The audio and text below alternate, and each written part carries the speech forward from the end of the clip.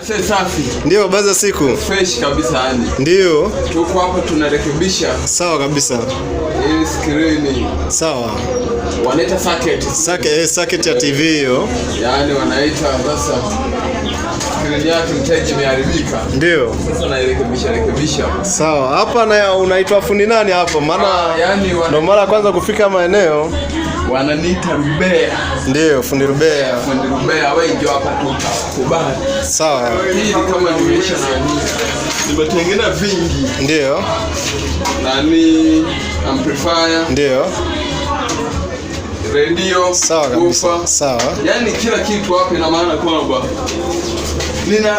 si kwamba niko moja. Ndio. Tuko wengi, mwenzangu ametoka tu kidogo. Sawa kabisa. Ambaye tuseme kwamba ndo mwalimu wangu amenifundisha haya masuala. Ndio kabisa. Kwa sije ukaniona ukazani kwamba mimi ni fundi wa kila kitu. Sawa kabisa. Jamani, hebu niwaulize swali. Ndio. Kama niweza kutengeneza watoto. Sawa kabisa. Watoto kibao. Hebu nishinde hivi. I say, fundi upo mcheshi kabisa ndugu yangu. I say. Huyu fundi mwenzako anaitwa nani?